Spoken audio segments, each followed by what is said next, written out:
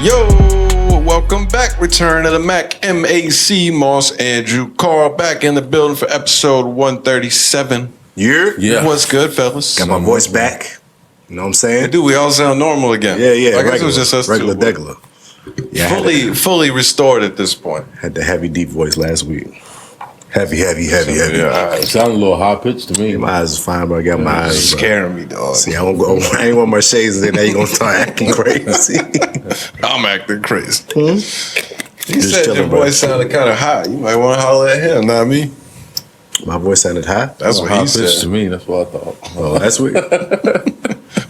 This man just talking. I don't know what the fuck he's talking about. But the worst part is he thought it was hilarious. Yeah, it was like, what? It wasn't even like a joke.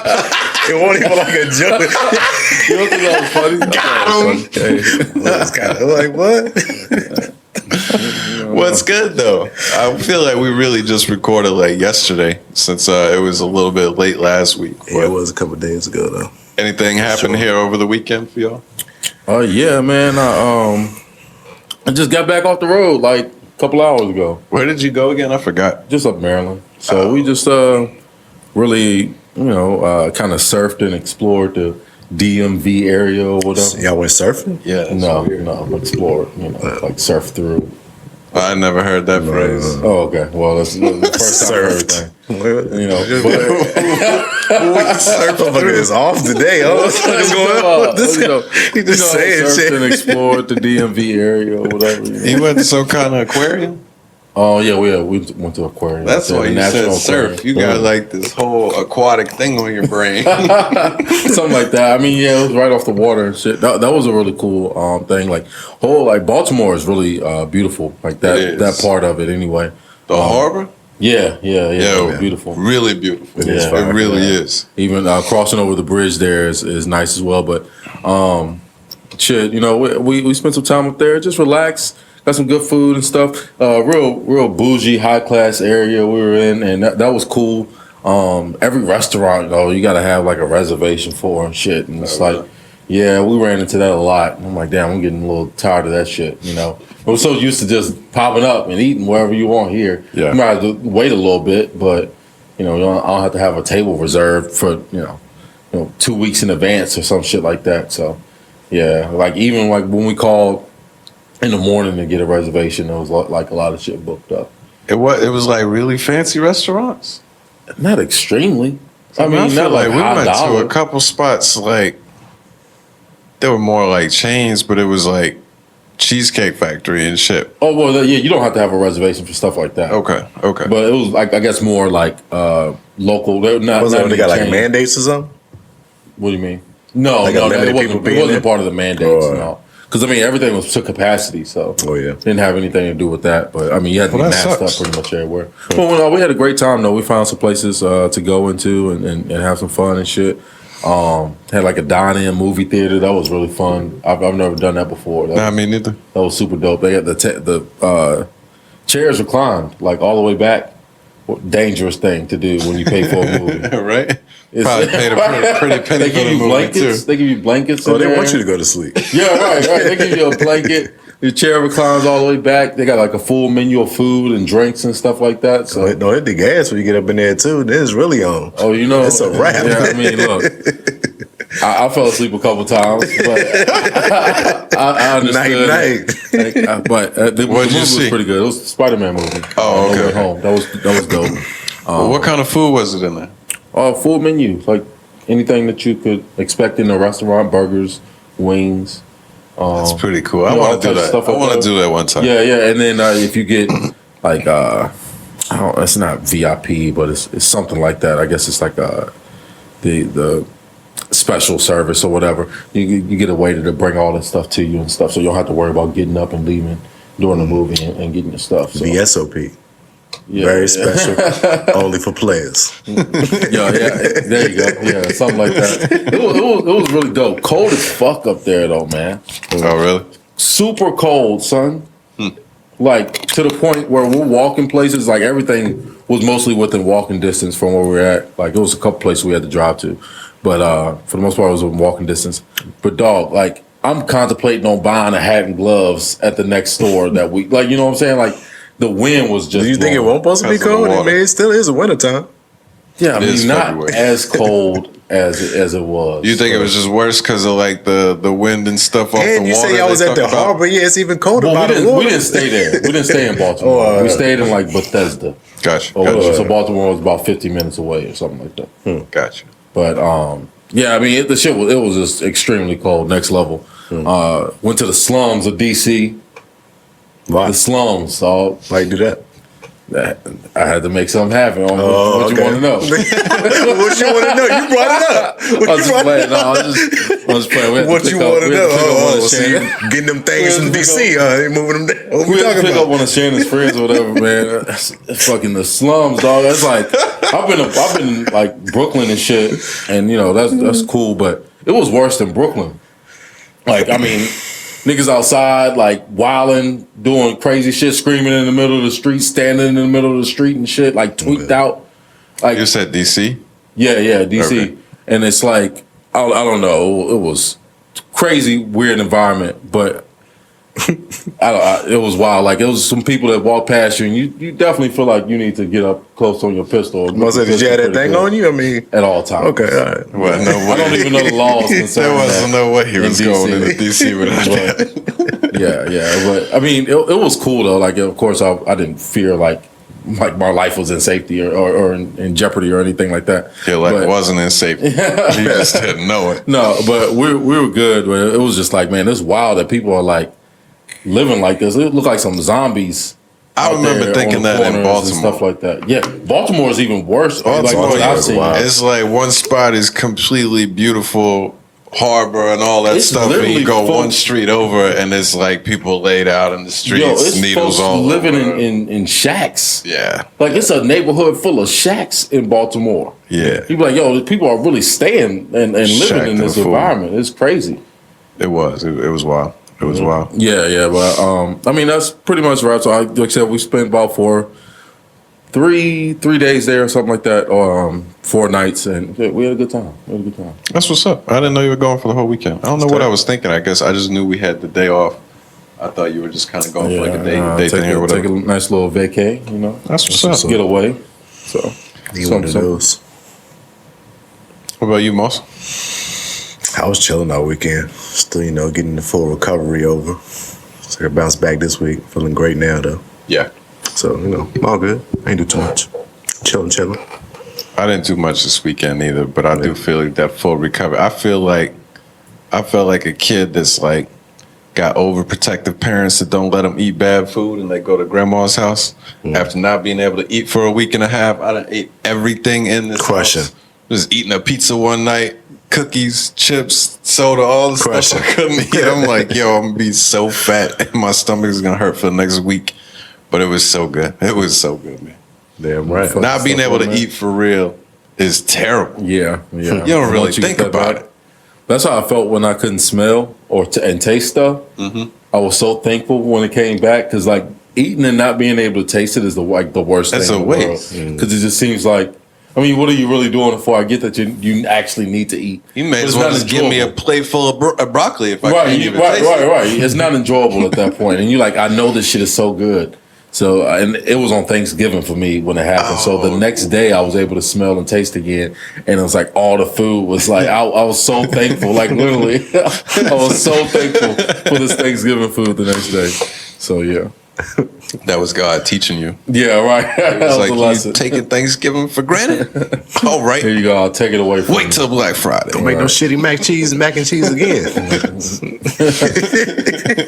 Don't hate, bro. You hating over there, dog. You said you threw it away. Well, that was last year, one. But I say my shit was A1 this year. I was gonna dog. say, I think this past year he Well, said it was A1, fire. brother. He said it was fire. I We got my just now recipe. realized And it's because it's a secret. It's a secret family recipe. Okay. That I just started. No, I got you. You just figured it out. Got to work the Passing it kinks down. out. This From here on out, this is my legacy. It's my legacy. Some mac and cheese. Oh man, I played poker last night again. Hit big, man. I just keep getting more and more addicted, bro. I love it so much. I do feel like I'm still getting a little bit better. When you gonna get an attorney, man? I've been chilling for a while. I've done some tournaments, but they're not as fun. Not as fun because it's not with your boys and stuff. Well, that too, but even when it is, where it's just a different style of play. When you're playing in a tournament, you got to be like more cautious, and there's points where you got to kind of just go all in or not. Where cash, like you could just it's just more free. You can kind of play however you want to. But I love it, man. As I get a little bit better, it's like when you can't beat a video game. But like you're getting close. Yeah. It's just like, yo, I gotta keep playing. Like I'm almost there. That's how it feels like every week. I've been winning the last couple of weeks, but like I can tell there's like parts that I still don't understand very well. But I'm like, I think I almost got it, and then I get smashed on the hand. It's not quite. Could have done this better, but it's fun, man. I love it. It's always going to be adrenaline thoughts like that in a game of cards, just because. I mean, you can do all you can. Like I guess if you can literally count cards, that's different. But if you can't do that, then it's probable you're going to lose a hand or not. You can do everything right and still get get smashed. I'm thinking it's hard to explain, but there's just more like the unknown. Yeah, that's always more ways that like. I guess technique-wise, you can play a hand and stuff like that. There's times where I know I got a winner. Right. And I'm trying to figure out what's the best way to play it to get money from other people. And as soon as I make my bet, everybody folds, and I'm like, damn it, I know I went too high. Right. Stuff like that. Like, it's not like little things. It's not like anything. With your game, to make adjustments to just coerce people to maybe put something. I don't know. There's times I feel like I don't know what the hell I'm doing in a hand. It's not a good feeling when you got good cards, bad cards, or whatever. You're just like, I don't even know what to do right now. Check. But it's fun, man. It's fun. That's what's up, Nice. Get yourself a little hobby, I guess. That's kind of what it is. That is one of the only things I do. Outside of work and the podcast, it's like the only thing that I do for fun. So I think it's a good hobby to have. Hey. Well, let's get to it. We were having a hard time coming up with a whole bunch of topics for today because there just hasn't. We had the sports were kind of on a break with quite a few, though. The NBA going on All-Star break. NFL obviously just wrapped up. Music, for whatever reason, right now is very slow. It seems like there hasn't been that much new music coming out. But the big news of the week was Kanye putting up on Instagram that Donda 2 will not be available on any streaming platforms. It will only be available through the STEM player that he's selling. For, I believe, $200? That's right? Yeah. $200. So, obviously, there's been so much talk about this since it happened. A lot of people that are upset because of the price tag that's on it. A lot of people giving props for the innovation and so forth. There's so many different ways that we could discuss this or talk about it. Yeah. So I think we should just kind of just pick a random angle. Do you have any initial thoughts? Great idea. Way to get the most out of your music. Music is worth pennies. Been that way for a while now. So why not sell a piece of hardware where your album is exclusively on it and get the more bang for your buck? I think he said he sold like 2 million the first 24 hours or something like that. Yeah. Which is, I think they say it was equivalent to having like 250,000 streams we had to get to make that money or some shit like that. Something close to that, which is ridiculous, but you guys stream that much just to get that much money and then probably wouldn't be able to get all that. So he's already made back way more than he could ever make on that music already. And I ain't been a couple of days after putting it out. Makes sense. I ain't mad at it. Yeah, but I think from a business standpoint, like you said, I mean, everything that you just said, it makes a lot of sense. Obviously, as of the last however many years, 5-6 years, I feel like it's been like a really prime topic. Artists have been upset about what they're getting paid for the actual music and stuff. And I don't think just anybody could have done this. I think like you have to have the stature that he has and stuff right now to be able to make this kind of move. But up till this point, no, not necessarily. Well, I don't think if you're a new artist, I don't know. Yeah, maybe not a brand new artist, but I think if you're an established artist, you can do this. You don't have to be Kanye level to sell something to your fans. That's fair. Yeah. That's all I mean. Is You don't I have to don't be think Kanye some level, new but you guy have to be can do it. probably Kanye level to sell 2 million. Yeah, of course. I mean, yeah, To probably sell the that number, as but you many- could sell shit. Yeah, There's you people would that can scale sell your shit back way like down compared to But what. it's still a win, though. Yeah, I mean, You know what I'm saying? Compared to, I guess so. You could say that, but for Especially the independently. most part, I mean, Kanye was in a deal too, before, so you got to work your way to that point where Kanye's at. Is what I'm trying to say, essentially. Like you ain't don't just jump on the scene like first 5 years of your career. You think you gonna do some shit like this without? How's people that do that though? I mean. A lot of what scale? That's what I'm saying. But the scale don't matter as long as you're trying to make money off your music. You're getting penny. Everybody's getting pennies off streams, regardless. No matter if you're Kanye or you're a new guy, you're getting the same money off streams. But why so would you, as a new artist, though, you wouldn't want to isolate your music to one platform because everybody doesn't have access to that platform. And then as a new artist, I'm isolating myself, and how can I grow and get more fans? If it's only on this one platform, It depends on what you're trying to do. All right, if you're trying to sell a product, I agree. You can sell a specific product to your fans exclusively, and then you got fans that go out there and buy shit from you because they fuck with you. Then you will sell that to them. But they're gonna go get it. I think both of y'all are making a good point, and I think what you're saying is particularly true. Yeah, and that it depends on what your goal is. Yeah, because I agree with you. Like anybody that's new. Selling it the way that they're talking about selling it, it just is.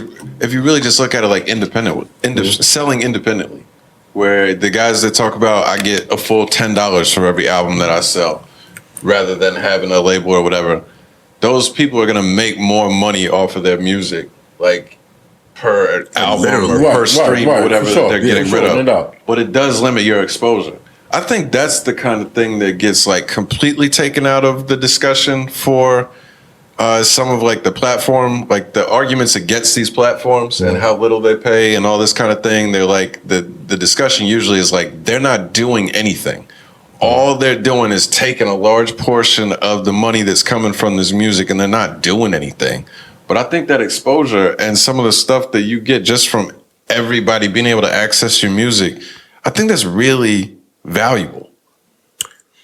Do you think that's and especially in the sense as far as making money outside of music as well too, it can help in that avenue. So the biggest value is your fan base. What you can make your fan base commit to doing for you as the artist. If you can get your fan base to come buy something from you, no matter where you put it, then you good anywhere.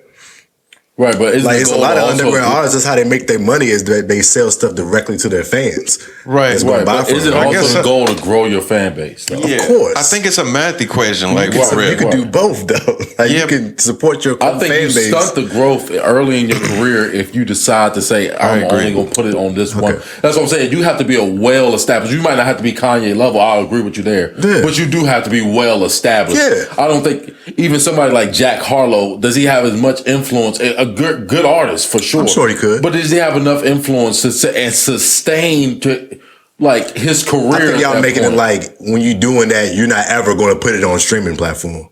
I'm talking about people do this in like specific projects. Like when they'll do a project, I'm doing specifically for fans. But I don't think Kanye is talking about that. Yeah, I think Kanye is talking about bucking the system. He's not presenting it that way, like it's going to be something available later. And I think if you're trying to sell something as with any type of exclusiveness, hinting at or putting it out other places afterwards hurts your credibility when you're trying to sell something again. No. If I'm trying to tell you this is the exclusive way to get it, and everybody's like, damn, that's how I got to get it. Here's the $200. And then 6 months from now, it's all over Apple and Spotify. There's going to be some consumers that are like, yo, I bought this because this was the only way I was going to be able to get it. Now you just put it out anywhere. I'm not doing that again. People like options. It's been done before. Like, I know people bring it up a lot, but Nipsey did it. He gave you the option of paying him $100 for his mixtape, and he put it out free because it was a mixtape. That's totally different. It was you get the option to choose. I can go listen to it for free, or if I really love it, I can still pay you $100 to get whatever he was selling with that hard copy. Yeah, but that's totally different than what Kanye's doing. Huh? Kanye's selling this as an exclusive. Yeah, Like no, I'm saying that's the market. you can do it that way though. Yeah, 'Cause you were saying like it's just a hindrance to people that buy it exclusively, but no, well, if some people can't afford to buy that exclusively. No. and they still have I'm the option. saying if you present this as an exclusive opportunity and then afterwards make it available for everybody, that's going to kill your credibility of getting people to buy things that way. I like the way Nipsey did it more than anything else. Yeah. And I think the tweak that I think would make more sense for Kanye and people that want to try to maybe go this alternate route at this point would be if he like made it available only on KanyeWest.com, where you're not having to purchase a $200 player. He can sell it like an album and say you got to spend $10 to get the album or something, but it's at an affordable price range. And he's getting all of the streams. He can sell ad space to companies that want to put up ads on KanyeWest.com. So you're taking that money from the platform and keeping it in-house, but making it more affordable so that you're not choking the amount of people that are going to get to hear the music. I feel like that's a better. It's multiple conversations we can have about all of this. Really, like my brain is thinking in so many different directions right now. But I don't know. It's like, all right. So with the stem player shit, like I don't know exactly how that functions. Is that the only album that can exist on the stem player, or are you able? I'm sure you're able to add music to that going forward. Is that how it works? I believe so. So it's kind of like buying an MP3 player. All right. And I do like the stem player. I think it's like it could change like the wave or the future of music. But I don't know. I don't know. I'm trying to get my head around this really quickly. Like how all right. So the album is on the stem player. We know that, but what happens after that? Like, are you able to download it and put it on your phone or any other device from that point, or can it only exist on this player? And this is the only way that I can listen to it is on this player. That's what I don't understand about without it. me knowing anything, and without me knowing anything, and just knowing Kanye albums, the album will be out there. It's not going to be just exclusive on that stem player. That should be out there within a week after that shit is released. I mean, somebody's going to... You're talking about illegally out there. Illegally. Or wherever. It's going to be out there. Well, I assume you'll be able to Kanye got find albums it. that he didn't even put out is out. So I'm assuming you'll be able to find it. It's going to be out there, bro. I agree that it's somewhere it's going to be made available. Yeah. When Jay... Was it just his album, or was it the one he did with Beyonce where it was exclusive to Tidal for the first week or two on Samsung? You legit look. I'm sure that people could find it. Like some people got a hold of the album, but you couldn't. It was not easy to do. Right, it was hard. All the places that you would normally go to grab some music illegally, like they had that shit on lock. They really went out of their way to try to make it that Tidal exclusive for the 2 weeks or whatever the initial time frame was. So I don't know, like if he's gonna press it really hard like that. What's that? After Hov did that, they I guess all the streaming services made that ban making exclusive albums like that. So now nobody can do that shit no more. I don't know. I don't really the whole reason why they did it, but now you can't it can only be exclusively on Tidal for the first week or some shit like that. Because Jay was doing that shit. He did it a couple times. Then Kanye did it with one of his albums too. It was exclusive for the first week or some shit like that, and then it was released on all the other platforms. What happens when Kanye wants to release more music on a stem player and you already have a stem player? I already have a stem player. Do I just download it to my new stem player? Do I automatically get access to it, or do I have to buy a new device? I got so many questions. I'm so confused about how it works going forward. But I think it's a dope concept, just really from the stem player.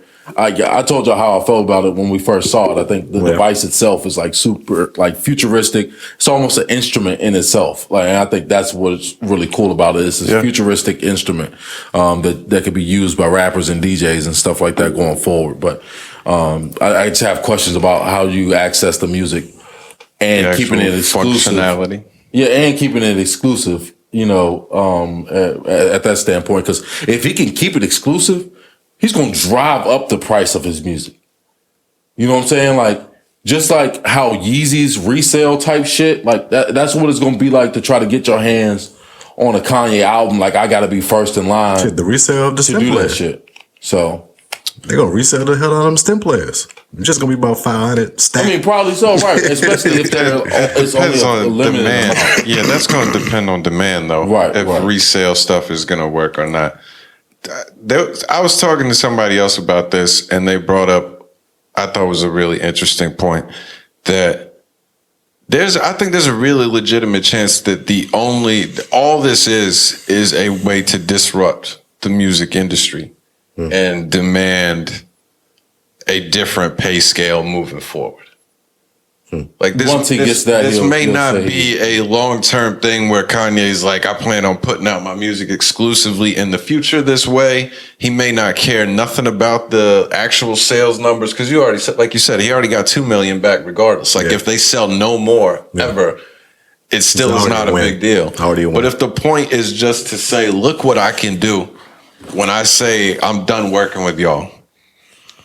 What if I get other people that want to do this? Like it's more like it's a leverage. It's a leverage position where then Apple comes back and says, all right, we're willing to change the scale at which we pay out for because we do acknowledge that you have more leverage than we originally thought you would be able to get away with. I think there's a legitimate chance that this is just a play to say, do you know who I am?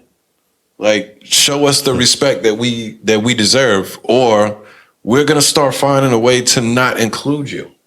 I think it could legitimately work that way. It's going to have to put a lot more people than Kanye, though.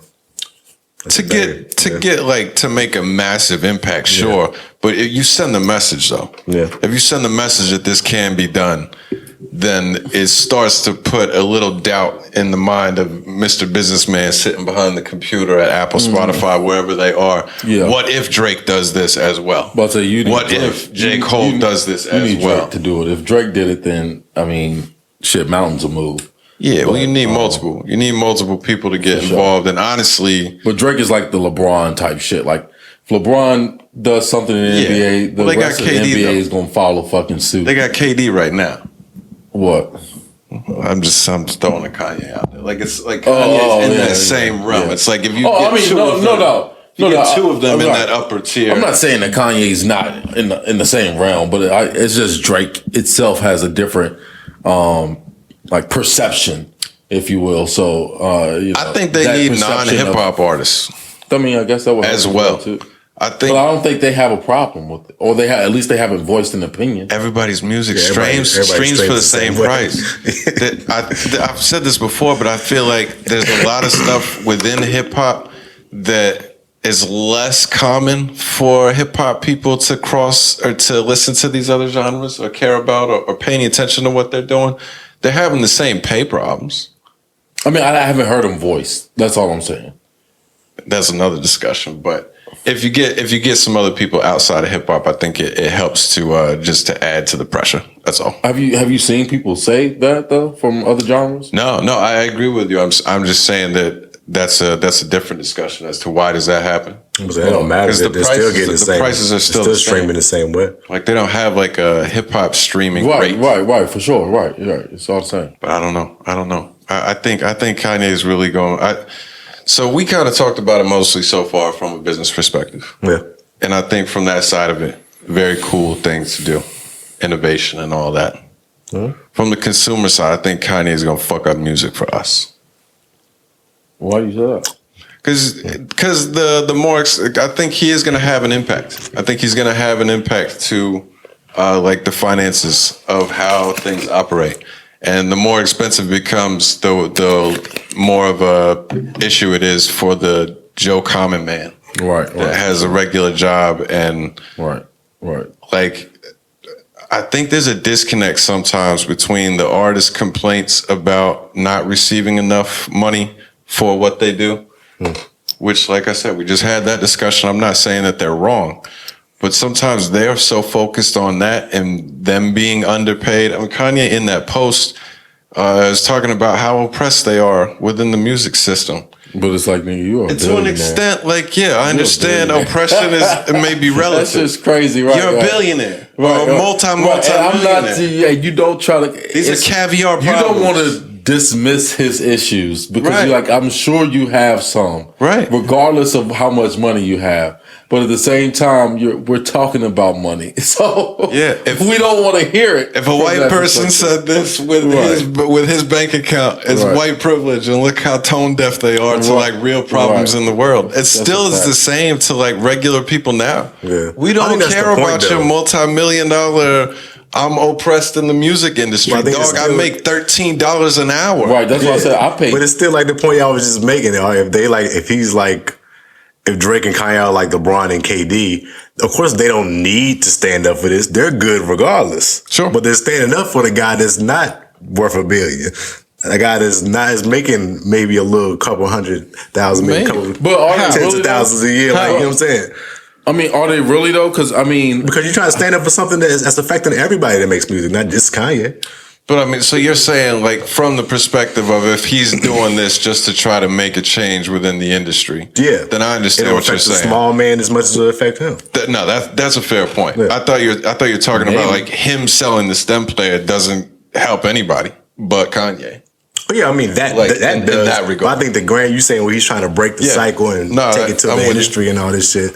That's who he's trying to help. The man that can't afford that needs that straight money. You know what I'm saying? Like you're still trying to help the lower level artist. Yeah, but from a consumer perspective, I think the lower level artists don't make that much money. Let's not act like they. No, I'm with you. It's a struggle out there. I'm with you. I'm saying as somebody that doesn't make music, those are not my problems. What do you mean by lower level artists, though? Huh? What do you mean by lower level artists? Like, I mean, what? A new artist. Somebody that's not making millions. I mean, it don't take that much buzz to get 10K a show. Not that much. I mean, you gotta have your city on. It's not that easy as you just. I'm not saying it's easy. We know people that do music. I think they would say like it's taken a long time to even start getting attention. I mean, 10K a show. I mean, you gotta have a solid fan base for real. That takes a lot of hard work. There's a lot of struggle years of not consistent money coming in. But would you argue though that like as of right now, nobody really makes a lot of money, quote unquote, off of just the streaming of their music? Exactly. Like, I mean, shows it's the extras. So if they were able to make an impact to where the streaming numbers actually provide a paycheck that is of like substantial value. Yeah, that's the issue at hand. How much music costs? Yeah, how much money you make off actually just the music, not touring or whatever else around the music. So if you're a relatively newer or average artist that is like even to the point where they're just trying to get to the point where they aren't working a regular job anymore, they're only working on music as their career, then getting a full penny per stream or something. I don't even know if that's realistic, but getting a full penny per stream rather than to make 1800ths of a penny, then it could actually have some impact there. Yeah. But I don't know. I don't even know what the original thought was. Well, I mean, I guess if I was a label, I would probably counter with like something saying like, all right, well, maybe if you get X amount of streams, you can get like a bonus. Like we're not going to change the ratio of what we pay out. But if you can generate this amount of streams, then you'll be able to generate. I think that would be the most fair way that they would play it, or in that quarter, whatever. Rather than changing the rate per individual stream, it's like if you get 100,000 streams, this milestone will pay at a certain higher rate than. Right. That's why that makes sense. That's how I would do it. At least as an idea. If it ever came to a standstill, and I don't think that artists necessarily have the leverage in this situation. I think most of the leverage is, of course, to those streaming services and companies. But if they ever do get to a point, I feel like that's the kind of the route they would break, or I don't know, probably be best off going. That makes sense. It's at least a creative idea or an interesting way to attack it. That's the main point. One of the two main points that I take from it is I think just the disruption that he's having, that people will have to have those discussions. Right. Do we make a change to the model that we have where before every artist was saying we're getting fucked and nothing they were doing was causing any discussion for change? I think what he's doing actually pushes things forward. What do you mean? Meek Mill's, he's been on Twitter going crazy. I thought he sparked a lot of change. Maybe Meek is the one that's actually changed this. What would Meek do? Yeah, he's been going crazy. So I don't know. But I tell you what, man, from a consumer perspective, I've seen a lot of negative response back towards the idea just because of the cost of it, and people being like, "Yo, I don't have enough money to spend $200 on this, and what if I don't like the album?" And people seeing it like kind of as a greedy play. I think that's a legitimate thought, but. If people haven't How much do you think that STEM player is worth? If though? people haven't gotten to this point that Kanye don't care about your pockets when they come to him selling some shit, even though he try to act like he's always fun to consumer, all his shit be high. Everything he put out is high as fuck. Like he's his consumer is people that is paying that money. That's going to pay for that shit. I think it's reasonably priced for the most part. Okay. Okay. What? Like what's reasonably priced? The STEM player is probably the most reasonably priced thing he's put out. I think Yeezys are reasonably priced. I told we have this conversation all the time. It's just hard to get your hands on a pair of Kanye fan. But they're $220. That's not that much difference. You're not finding that's not reasonable. $220. If you buy them from, not resale. No, you're not gonna find them. Exactly. If you buy them outright, originally from the vendor or whatever, they're $220. That's what all of them release as at that price, and that's the same as Jordans. That's the same as Air Maxes. All that stuff is about $200 to $220, if not more than that. So, like I said, it's priced reasonably, and I just wonder. All right, so $200, I get that for the competitively. Yeah, I think it's a better word. Right, it's not reasonable to pay $200 for any shoes, but we do it. Right. They're all taking advantage of name brand stuff, and Kanye's done. Sure. I haven't watched the show yet, but Kanye does an absolute genius job of telling everybody how valuable what I have to offer is, and he says it loud enough and long enough that people believe it. And whatever he sells, he is able to put these crazy premium prices on, and people pay for it. So at that point, it is a reasonable price. I mean, they're dope, and like everything that he puts out is like it becomes infused and part of culture. You know what I'm saying? Like, yeah, I agree. So. And people wouldn't embrace it if it was straight up trash. But I would just say this. No, that's not true. Go ahead, finish your point. Finish your point. We're coming back. Finish your point. We're coming back. Yep. Stop. We're coming back. People ain't wearing holes in their clothes and shit. That's all I'm saying. No, I got a real specific conversation from the past in mind. But finish your point. Finish your point. All right. Well, anyway, how much do you think the STEM player is actually worth, though? Do you think this device it may not be worth $200, but you think it's a $100 device, maybe $50 device? Are you talking about like worth from a consumer perspective, or like what it costs to make? Probably like $20 from a consumer $25 perspective. I don't think $200 is a terrible price. That's what I'm saying. That's what you're getting a STEM player, so that's why I'm like, yeah. But it's $200. I don't disagree. $200 for an album though is crazy, which is what you're paying if it's exclusive. Right. If that's the only way that I can listen to this music, then you're buying the STEM player to get the album. The STEM player hasn't been selling the way that it has the last 2 days, even though he started talking about it back after the last album. Yeah, that's true. I mean, yeah. No People doubt. are buying it now for the music, I think. Yeah, for sure. No doubt. But, hey, I don't know what it was selling for prior to that. It was the same. Okay, then I feel like that's the same price. I feel like that's he's not getting over on nobody. At that point, it's just that was the price of it, and if that device, like I said, if it is, it might be worth $200. If you could like I said, if I'm not sure the capabilities of it exactly, but if it does what Kanye was doing with it, and what I think it can do, it could replace your whole DJ equipment and system and all of that shit. So. That would be worth $200. So I don't get what we're talking about when we say that's a lot. Kanye's trying to. It's not about to replace all that. Yeah, y'all didn't agree on this last time. Well, I mean, I think it's a possibility. Like I said, I view it as an instrument itself. That's how I look at it. I don't look at it as like a media player. I view it as an instrument. I just think there's going to be so few people that actually use it as an instrument. Like, I think it can be an instrument. I understand what you're saying. It's a fucking Bluetooth but like an average person is buying it just so that they can listen to it's music a Bluetooth speaker, bro. It's nobody's DJing a party with a Bluetooth speaker. I mean, you can hook it up. I'm sure you can hook it up to bigger speakers and stuff like that. And you can DJ a party with that. People do it with their phones. But now you have a STEM player to actually. I mean, look. We don't know what the future holds.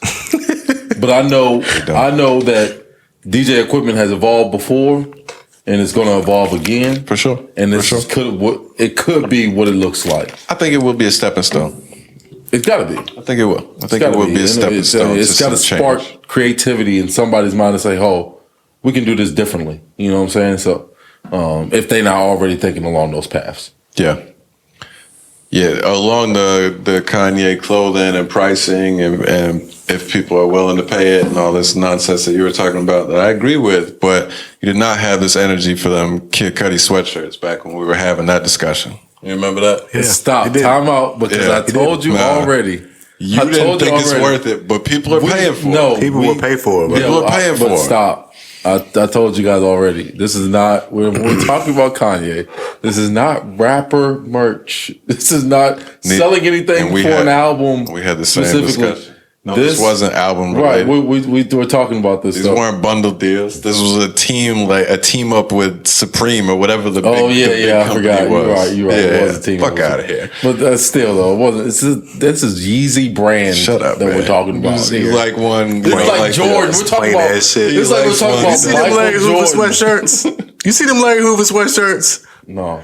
When they did the little Drake and Kanye shit, when they had the light blue Larry Hoover, it just said "Free Hoover" on the back in white bold lettering. They was selling them just for like $250. Them plain ass Hanes hoodies with block lettering on them. Taking advantage of the hood, man. Stop. This is Taking advantage of the hood. This is a brand. It's just rap merch. No, it's not. It's a brand. He put $250 price tag It's on. not rap merch. And say that shit was fly. My man is- no, it's not worth the money, but people gonna buy it because This it's is a Kanye and Larry contracted Hoover partnership merch. with Adidas, dog. This is not merch, dog. You can't call. This is a brand. This is one of the most notable brands in the world, honestly. You must not understand rappers merch these days.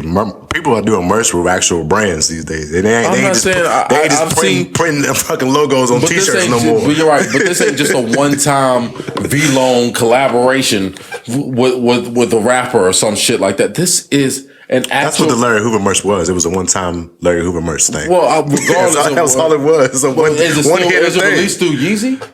Yeah, it was Kanye it's shit, his bro. brand. That's what I'm not talking about. He can release something exclusively anytime. This is his brand. It's as big I don't as even know if we're Jordan, arguing brother. anymore. I don't either. It's just about as big as Jordan. That's what I'm saying. Like, what are y'all saying when y'all talking about? I'm saying merch is merch, no matter what it's brand not is merch. with So it. you can't say that. You can't sit here and say this is a brand. It's the definition of what This merch is a brand. Yeah, it's they had an merchandise. event. They had an event, and they this is created not- merch for well, it. He's not. That's This exactly what merch is a brand, though. We're talking about clothing. We're talking about clothing. You call it merch. You can call it Yeah. branding. It's clothing. But we know the If difference people are between willing rapper to pay merch for it, and a brand. then it's a good price. If people don't pay for it, then it's not.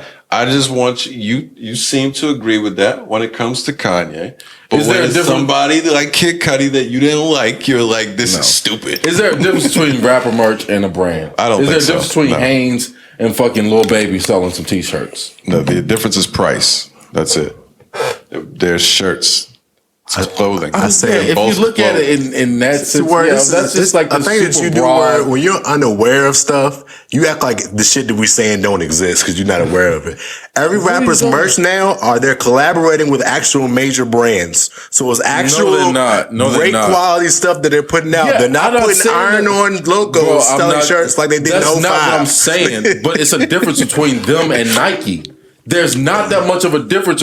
It's a difference between them and Jordan. Like, you can't be ignorant to that fact and just say, "Oh, Lil Baby can put out some shit and it's the same as Nike." No, it's not. But and that's why stop, bro. Because that's the same as Yeezy. I'll give you an example Yeezy of Nike. is on Nike just did a level, collab on with Jordan Dipset, and level. they put out Dipset sweatsuits.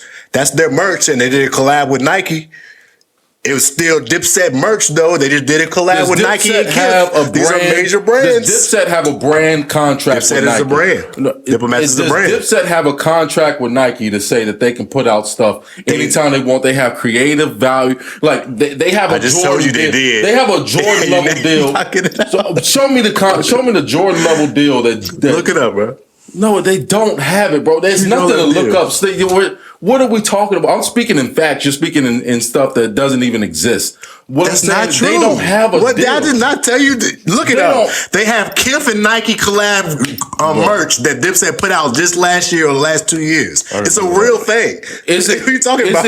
Is it Kanye? Rappers and artists Are you saying collab it's with a- brands that make I'm merch. not saying that. wait. Are you saying that it's a Yeezy level type thing? You're saying that they're on Kanye's level and Michael Jordan's level, So Nike and isn't. Nike's level. Like, let's be real about what we're talking about. It scales to He's this. not even listening. all you're talking about is level of brand size. No, the real deal. Like, we know that. Like, I think that's a y'all. legitimate question. What is the difference It's between Nike or a Nike collab?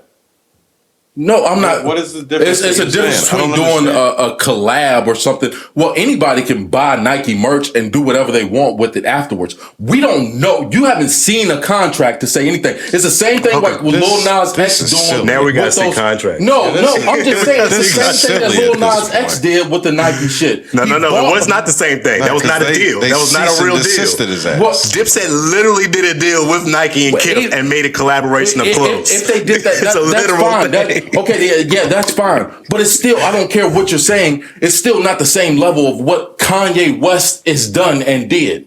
It's still not the same level of what Michael Jordan. It's it's good, great. It's a smaller scale than that, and you can still consider it. Okay, yeah, that's pushed out by a brand, but most rappers, it would just be rapper merch, some shit that they selling at their concerts. It's not true. Okay, I'm just telling you, it's not true. They collab with brands. That's what rapper merch is now. It's That not them should be making them like out a of their one-time trunk and then collab. doing them in somebody's basement. They're collabing with real I'm not brands to make saying that, merch bro. now. Well, if you go buy little, it's not gonna be Nike on Lil Baby's merch. It's not gonna be You ain't Adidas gotta on deal Lil with Baby's them. merch. So That's all I'm saying. I'm legitimately trying to understand your point here. So are you saying that because Lil Baby merch in general is supported by a brand or is not from a brand, you are saying that the price difference, is that what you're speaking towards, the price difference? That No, it I'm makes just saying more it's sense not why the comparable Kanye- at all. Like you can't bring up I don't think Kanye that's a West. terrible point. Well, I all I'm don't saying is it's disagree not with that. comparable. So that's what I'm saying. It's like shocking to me that you would even bring when we're talking about Yeezy, you can only compare them to Jordan or Nike, those kind of reputable brands. That's all I'm saying. Once we get into conversations about Dipset and other rapper merch, it's laughable at that point because No, it's not it's on the not. same But it's scale. not, though. That's like us talking It's about not, though. the But you're that's saying like it us is, but it's talking about not. the G League It's and not. the Hold on, NBA. but This is it's- different scales of shit. Yeah, but you it's made not- it to the G League. Congratulations. But we're talking about the NBA and the Nah. biggest players in the game. That's what I'm talking about. When It's you're a difference. when you're making that comparison versus all the stuff that you just said and like a random non-collab Lil Baby merch from at the concert, I agree with you. Like two totally different things, not comparable at all. When he mentions the Dipset collab with Nike, And Kith. when I mention Kith, I mean Kith is a huge And brand. it was with Nike too. So When I mentioned Kid Cudi and tight. Supreme or whatever his collab was, I think it's reasonable to say that those two pieces of merch are on the same type of level as what you're talking about with Kanye because they are with another brand that is in this upper scale. What do they call that? Like high fashion Two type Chainz stuff. put out a shoe with Is that crazy? with Louis was it I Louis think it's nuts Vuitton because but we don't Two even Chainz put look out his at- own Versace shoe called the Chain But Reaction. It's like Kanye With got his own. Versace. We're talking about them collabing with other brands, but this is a partnership that we're talking about with Kanye. It's still a different scale. Like I said, only compare him to Jordan. That's the only person that you can really say that Kanye is compared to when it comes to this. If your whole point is that Kanye's the top brand, then It's a brand sure, itself. Just don't compare. Just like I said, it's. I think you don't get have to a point. You don't where have to compare it if you it's don't want almost to. ignorant. Like I'm saying, Nah, to this even is put just him in the not true. category. If This you're not talking conversation about is Michael stupid. Jordan. This conversation is stupid if your whole point is that Kanye is the Michael Jordan of rapper merch. If that's what you're saying, Yeah, duh. that's what he's Duh. saying. But it's not rapper merch. Duh. That's what I'm saying. It's, Of course. it's not, He's a rapper we that can't- makes clothes. Yes, he's in his own category. He's the number one best at that biggest brand. Duh. We just had that whole argument is for Michael that Jordan, to be the would point. you call that basketball merch?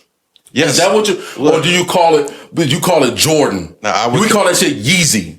We don't call it rapper merch. I would compare Jordan in the shoe game to every other every other basketball player that puts out shoes, except for maybe LeBron now. the Jordan Yeezy comparison makes sense to me. Yes, they are the two clear favorite top, and you do just say it by just their name. But we're still talking about Kanye compared to rapper merch and Jordan compared to Kyrie Irving shoes. Sure, they're not in the same ballpark. Agreed. We had a 20-minute discussion to say that he's the best at this. Duh. That is not comparable. Duh. That's the only thing. You're It's not real that he's the sensitive. best. You don't even want It's it to be. not that he's the best. It's Don't the compare fact, it if you don't want to. It's the fact everybody that else is going to continue to compare. Yeah, like, who was everybody else? Everybody else in the world. Just y'all. Nobody else is comparing anything else to what Lil Baby's doing in fashion. You're just not aware. Where's what Kid Cudi's doing in fashion. You're the only one that's offended by somebody else having their name mentioned in Kanye's sentence. I just think it's wild. Yeah, I mean, seriously. You shit on 50 Cent last week. He trash. He ain't never had no influence in music. It's 50 Cent. I didn't say that, You did say that. I said right now It's on he's the not tape. even It's on the tape. No, It's on the tape. 50 ain't no we had like an actual debate going on where we were getting somewhere. This is all. Whenever something is compared or in the realm of Kanye, it can never be discussed, and that's ridiculous. Yeah, I love Kanye I'm not too, saying but if people can be discussed in the realm of it, we're not gonna do that. They can be discussed, but we gotta keep it real. And that's all I'm saying. Y'all gotta stay grounded. All this stuff originally started from the conversation of how expensive his stuff was, and you were like, "Look, Kanye, so much. I ain't never see you wear no Yeezys. I ain't never see you wear no Yeezys. You love it so much. I can't get my hands on a pair. Exactly. I can't get my hands on a pair. It's hard. They're exclusive, bro. You gotta get in line. I'm not that dedicated to wait in line. You're not gonna forget them for $200. And this leads me to my final Kanye point. I love Kanye West. You already know this. I want to hear that album very badly. I'm with Moss. I will find it somewhere, most likely to listen to. But if they lock down the internet and there is nowhere to hear this album except for on the stem player, I will pass on this album so fast and I will never listen to it, and I'll be completely okay with that. I'll be From fine a consumer perspective, it does irritate me that he's going this route because it does fuck me over. As a regular person trying to make a couple dollars at my job that I don't care about, you want me to spend $200 on your music because your billionaire ass feels like you're oppressed by the music system. That's at least a couple days of work for most people. That shit pissed me off the night that it came out and I found out about it. I respect all the business moves, all the stuff that we just said for the past 50 minutes. As a regular person consumer, I will pass on anybody that makes their music only available for $200. I don't care who you are. I listen to music from the 70s up till today in every genre but country, and a little 90s country. You know, I'll put a little twang on it sometimes. I like music enough I can find somebody else to listen to. Yeah, I will never pay this amount for music. I agree with that, and that's why the first thing I said when you put it in the chat was I paid $9.99 for Spotify. That's where I will be continuing to listen to my music. Yeah, is on Spotify for $9.99. Each his own. People pay for it. If you wanted to buy it, you would buy it. If you really wanted it, you would buy it. Yeah, but that's my point though. Is I don't value music the way that these artists think that everybody should. I'm willing to admit. I never did. I always was going to take your shit for free. Yeah, most people. I think even the artists. I know it sounds fucked up, but I was going to download your shit for free. I wasn't making any money as a teenager. Right. You want me to spend some money on that? That was a whole different era because everybody was. Now I might consider buying some, but for the most part, it's like.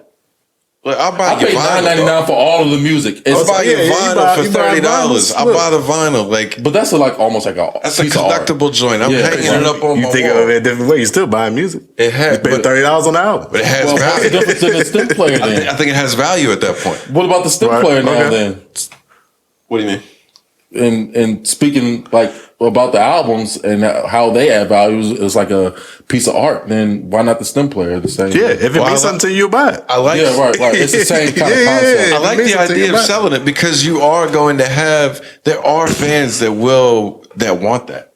Like there are fans that really respect. I don't know about y'all, but I really did appreciate buying albums when they was like $14, $15, $20 at the store. I really appreciated them CDs. I didn't hate a lot. I'm like you way more than I do now with this streaming shit. Bought a few albums for myself. Wait, explain that.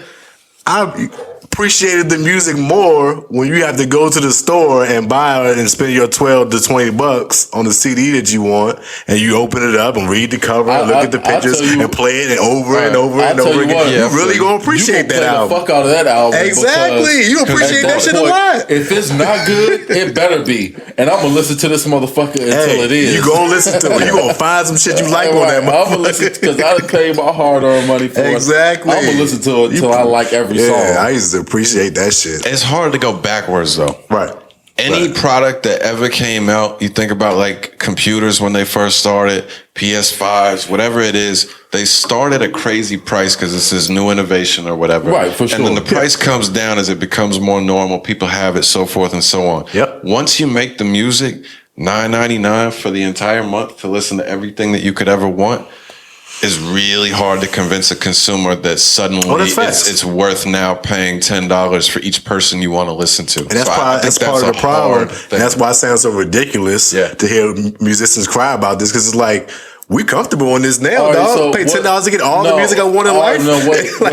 So what happens when the artists keep pushing back, but it affects the consumers even more? Like, I guess how you were saying before. But what Spotify says, okay, we'll give you guys a bigger cut, but what we're going to do is we're going to drive up this price. Oh, that's 1,000% what's going to happen. They're not going to now eat it's the like, difference. We get fucked in this situation more so, and then to help the artists out. So that's pay to play. That's the whole. I guess that's how. That's the whole capitalism thing. Yeah, that's the beauty of it. Play. Right. When they do that and they start charging $25 a month for Spotify, and people start canceling, then they come back down. If they do it and nobody starts canceling, then the next year it's $35. It's just a give and take. Can we get away with this or not? And it'll be an interesting game, but I'll never pay that $200. I'll completely skip down to $2 if that's what I got to do. Yeah, I agree. All right, well, we're gonna get off of Kanye, kind of, but Friday morning, Moss hit the chat with the new Jack Harlow single. Yeah, he said, "Yo, the man's got it."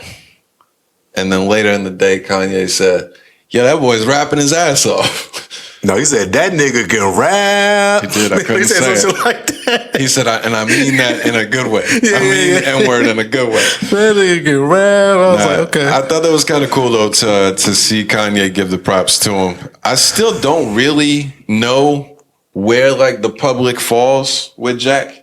Because when I listen to other people talk about him, it is generally like really high reviews from people that don't usually give it up to white rappers. So it seems like he is like in a higher tier than most of the other white dudes. But I can't get a really good there's another feel. one on my list that I told you I was going to be that too. But he a baby Drake. You've been calling. He a baby Drake.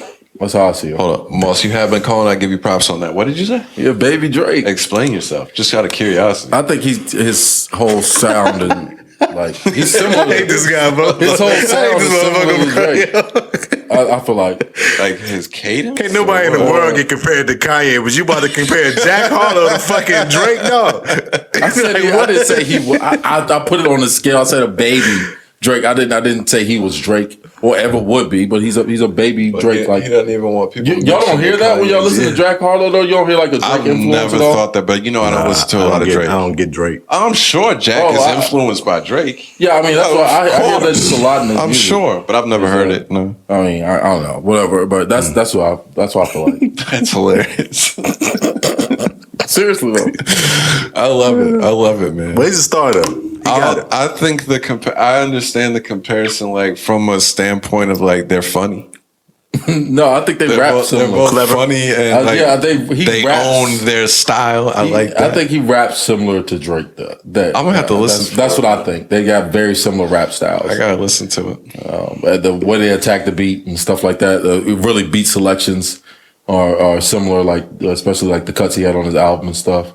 I don't know. Similar. I think he might have like more party type vibes a little bit. I think he might be like a little bit better. And of course he's not doing like the slow singing that Drake does. Thank and stuff, God. as much. But like when talking about when Drake gets in his rap pocket, I think they getting a similar bag there. So that's just me, my opinion. Very interesting. Very interesting. Yeah, nobody else is. Nobody. You're right. That's how I feel. Baby Drake. Very interesting. I saw his response to it. It was pretty cool. He was like, yo, Kanye is my idol. None of the hate matters anymore. Like, my life is complete. Going to work on Donda 2. I think he's getting a verse out of it. Oh, that's dope. Yeah, that's pretty I good. seen him take a picture of him in Game and word? Nori and some other people down in Miami with Kanye. So he'll probably be on the album. What the hell happened with the Game? Did y'all see any of this Game Super Bowl situation and Whack 100? I ain't hear about Whack. Of course, Whack got to be in it somehow. But Whack is a fucking nut. what happened? I missed that. So word is, after the Super Bowl, Game was upset about not being included. With it being out in LA, all of his people, the connections and stuff with Dr. Dre and him. Yeah, I get why he thought he should be there. But then I got 1,000 reasons why not at the same time. Right. You know what I'm saying? Totally with you on that. Come on. 50 was borderline, brother. But let me get to the And we're crazy talking about part. 50. Let me get to the crazy part. I think that's within reason to be upset about that, or at least feel type of way. If you're a bitch. Whack is back on.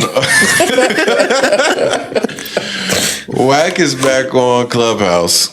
Of course he on Clubhouse. Always Talking on about Clubhouse. the reason the Game didn't get invited to the Super Bowl is because some kind of conversation that he had with Jay-Z, and he told Jay-Z to suck my dick.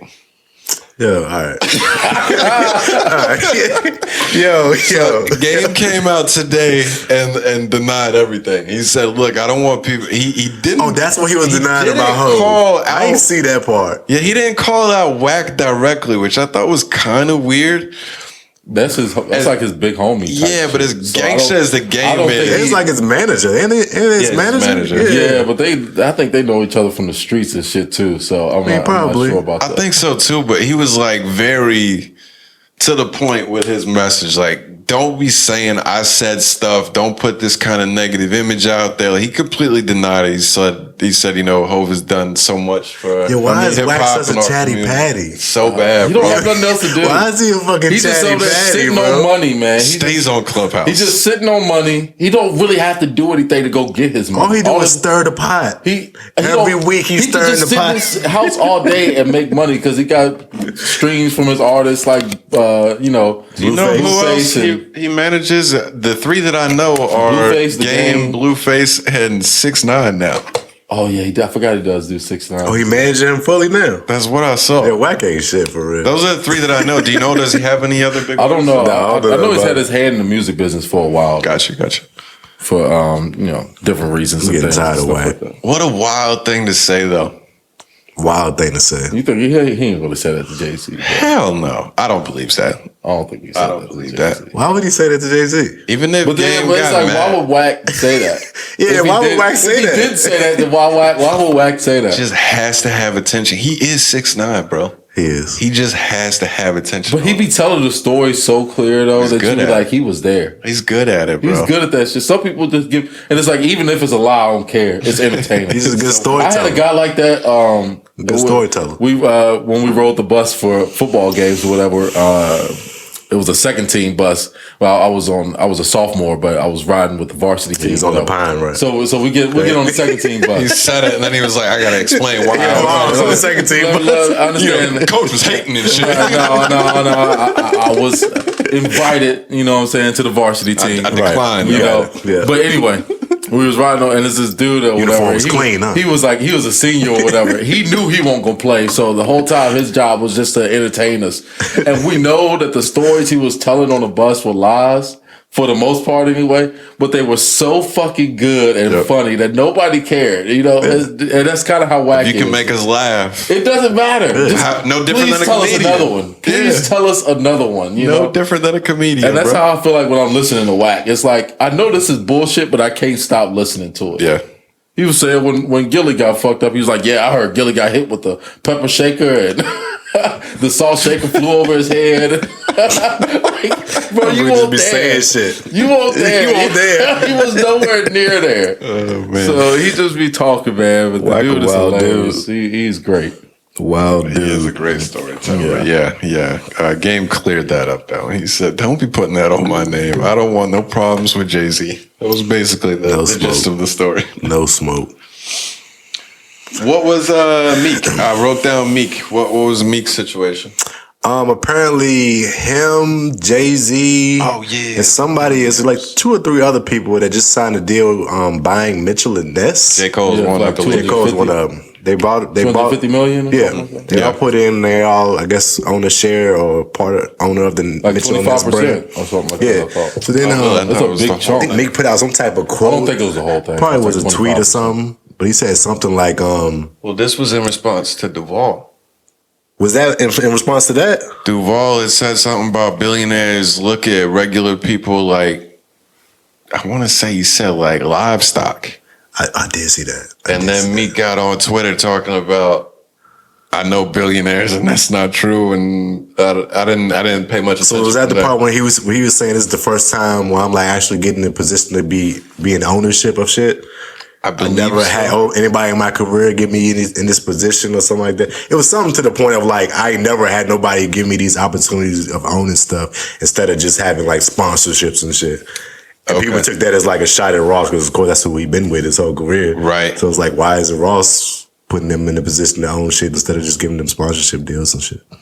I think it was probably tied in together. Okay. Probably was in a similar conversation that he was having or whatever on Twitter. But okay, so that was the raw shots of not So they said. putting him in this Who knows, ownership but position. It seems pretty specific when you say that because you're doing deals with Jay-Z and shit, but Right. Ross ain't never gave you these opportunities, so to Well, speak. so go back with his billionaire friends. Like he was talking about like I believe the names that he specifically mentioned were whatever his name Mike Rubin and Jay-Z were 2 of the billionaire friends that he said that he has, and they're very caring for other people and they try to help people out and so forth and so on. Like he didn't say anything crazy, but it was just kind of like, Duvall always just throwing out random tweets and stuff. And honestly, I think what he said is probably more true than not. Right, you're talking about that the billionaires few don't care people- that the much few about a regular billionaires that person. you probably know, Meek Mill, and You're friends with them. right? And you're friends with Yeah. them. Of course, you're going to say Like at some that they're point good when your fire runs out, I could be wrong about this. Ruben might be a nice dude, but if Meek is not Meek, I don't see Mike Rubin just be like, I want to hang out with Meek. Right. You know what I'm saying? There's a mutual benefit to Right. you provide, some credit to me hanging with regular people and squash any racism claims that may come my way. I get to help you out with That's what I did this weekend. I was finances popping and bottles stuff. with Meek Mill and Jay-Z. I think there's got to be some of that going on, but it was just, Meek loves talking about how he's got billionaire friends. I just think it's funny. Yeah. Well, I mean, maybe if he'll be you had billionaire friends, I'd talk about them too. I wouldn't, not impressed, but I mean, it'd probably be pretty cool. Probably do some cool shit. I'm telling somebody if I Probably. know. I'm telling somebody if I know Hove. If I could just call Hove, like, dog, look, Hove right there calling me. and you'll never I told you that. and that's when he'll change his number on your ass. Because you're like, man, this dude don't know how to act. Hey. He calling me every day, every time he meets somebody. Yeah. I'm on it's Hove, FaceTime. it's I'm Hove on again. FaceTime. Like I talked to his grandma last night. Look, grandma. Look, it's blue. Yeah. All right. As a couple thousand there, a millionaire and a billionaire is the same shit to me. Rich people. I don't Right, really yeah, distinguish right. between somebody that's got 1 million, 400 million, 1 billion. They're all rich people to me. Yeah, I mean, I don't know. I ain't never been around one, so I'm not sure I would That's really fair. go down. It'd Fair probably point. be a different thing going Well, on. like a millionaire?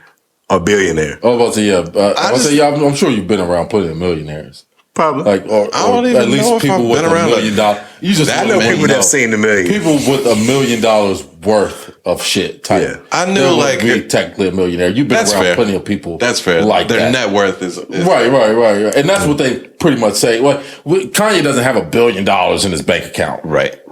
It's his net worth of things, All the stuff he business, can and sell all the off shit and that kind of thing. That's what makes him a billionaire. I could think of one person that I went to high school with that I know his family owns large business in town. and has a lot of money. And I went to his house, and it was like they had like almost a movie theater-esque basement type situation. And it just blew my mind so much. They're like, they probably are like a couple $1 million. I don't know. But to me, once you reach this certain level, it's just like all of this stuff is so crazy. Right. Once you even start thinking about putting a movie theater in your house, you know what I'm saying? Believe it or not, it's a lot of cribs like that around here. Yeah. Like some stupid nice ass cribs. I'm sure. Oh yeah. For sure. like you'd be mind blown. Like, yo, this shit is like near Lynchburg. Like, it's some wild cribs around here. $1 million house or something. Like right in the forest. Yeah. Some cribs like that. That's what I've heard. Wild cribs. I've heard that. But, you know, you got it. All right, we got a couple more music topics to hit. Big Snoop Dogg. What happened? He bought Death Row? Yes, he's now the owner of Death Row Records. Who did he buy Death Row from? No idea who he bought it from. Suge Knight? No, I don't think he owned it. That was immediately what I thought too. Maybe though. I don't know who he got it from for real, but he owned it now. Put out an album called Back on Death Row. Shit is kind of hard. I wonder is he going to start signing new artists to Death Row Records? I'm sure he is. I would think so. I wish I checked on it again to talk more educate, but I feel like I saw an article where he was saying that he has big plans to do that and was talking about shit that he wants to do with the metaverse and EFTs for album, NFTs, whatever they're called. Sounds like he's got big plans. Yeah, Stupid making some moves. Ain't he like the president of Def Jam now too or something like that? Oh, I have no idea. Something at Def Jam. Yeah, he got some type of big position at Def Jam too. He holds every title that the world has to offer. Well, pretty much. Stoop could do whatever the fuck he want to do. Like Shaq. It's really ridiculous. Basically like Shaq. He is everywhere. Shout out to Snoop, though. It's good shit. Yeah, it's dope. I can't wait to see what comes from it. It would be dope to see like a new Death Row Records lineup to come out if they're good. It really would be. She'll be hard. And not full of West Coast artists. Why wouldn't it be? I don't know why. It definitely is going to be. I'm sure. I'm sure you have a few on there. I hope not. That's what I'm saying. Roddy said some shit about West Coast artists recently too. Did y'all hear about that? No, I didn't say that. All right, well, we probably shouldn't talk about it because I don't know enough. But he said something about there's only like 3 artists putting on for LA still. And he said it was him, YG, and Kendrick. He didn't he didn't take shots at nobody else, but that's an interesting thing to say because people are going to get offended. Oh, yeah. Of course people are going to get offended. I was surprised he put himself out there. But those are probably the most relevant.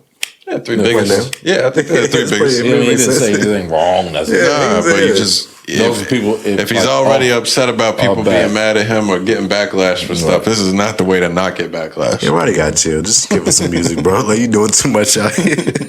Yeah, he needs to flood the streets. Keep it easy. Speaking of doing too much.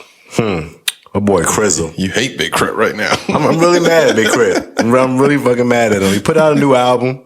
What is that shit called? Is that bad? Digital Roses Don't Die. Think about how bad it's got to be for Moss to give him this much criticism. Oh, yeah. Because y'all know I love Crit. He was going hard for anybody. Crit's my fucking guy.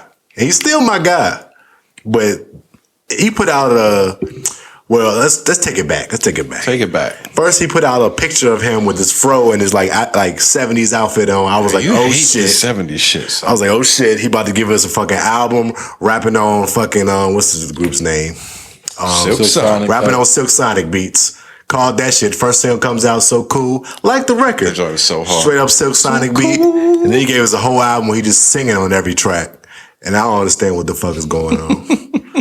You might like it, where you like rappers and singing shit. You might want to check it out. This is the evolution. Sounds interesting. But it's like, dog. I gotta hear it because I like it too. What was it, like 3 years ago?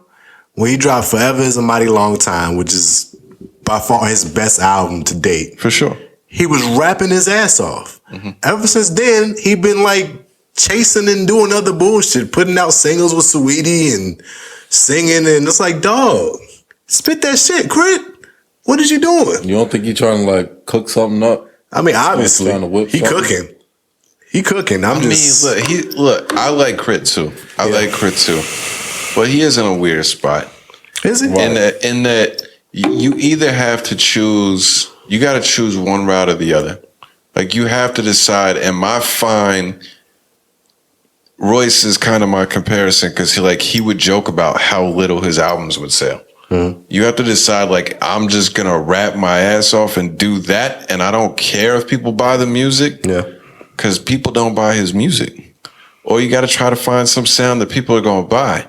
And when you do that, you're always going to be like looked at as a sellout, or like, even if you're not looked at as a sellout, people just won't like it because the people that did listen to you like what the rapping. Yeah. But I don't know. It is a spot. Do I want to sell music or do I want to just put out fire? The odd thing about that is when he dropped Forever's a Mighty Long Time, that was his first album that he dropped after he left Def Jam. Yeah. So he's been independent since then. He's putting out music independently.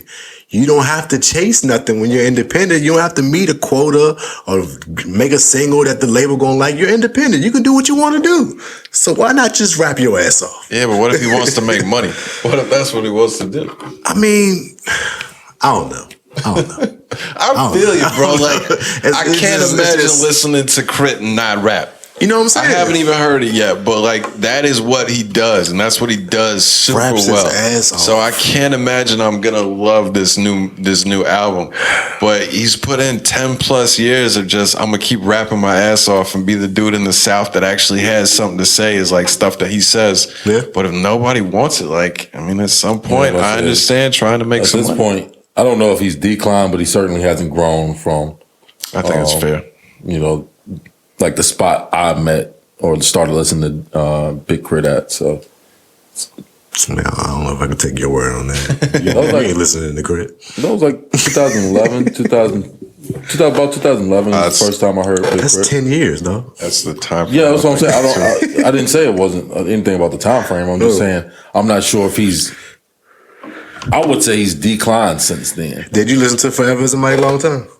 The album, no. Oh yeah, you need to check that one out. That's I'm not saying him talent wise has. I'm talking about like popularity or just like the trajectory of his career overall has declined, or I think that's fair. Not risen since that point in time. That's how I feel about Big Crit. It was like a really steep incline when he first came out. Because in that time frame of like that early 2010, 2013 yeah, right. I mean, it was frame, like it was there all was a lot those of hitters. Spitters and stuff. It was, Wiz was popular. A$AP of course, was J. around Cole, that time. A$AP. Kendrick was real popular. Big Sean. It was like all of those guys were the people that everybody was listening to, and Big Crit was in that pot as well too. It kind of got thrown in, and I was really expecting for him to be like, I don't know, really that Southern rapper that kind of represents for like all of the South at that point. Like that's what I imagined for Big Crit. Like being almost as big. I thought J. Cole was going to like the superstar out of that bunch, of course, but I thought he would be almost as big as, or to that level somewhat, maybe like a Wale-ish type level at least. But it just never kind of transpired that way for his career. It's like almost like, I don't know what happened. It's like dipped down and just never came back up as a major player or like name in hip hop. Since then, it's been a weird career for him. So I get him fishing and grabbing for stuff at this point. Like you said, I don't see anything wrong with it ultimately. And as long as he likes the stuff that he's putting out and not trying to do it strictly for, clicks and stuff like that. As long as you like the music that you're making, because that could just be musical. I think he's making music that he wants to make. I don't think this is some shit like somebody's forcing him to do this shit. I think this is shit that he wants to do. I just don't like it. That's all it is. I want to hear him rap. I want to hear you sing. But, it is what it is. Maybe he can find a medium somewhere, but he's just experimenting. He always did sing a little bit, but this is like full blown. He's singing every song. Yeah, that's like not a lot of rapping verses going on. Interesting, man. I gotta hear it for sure. But I'm gonna check that out. Big Crit. Here's what it is. What else came out?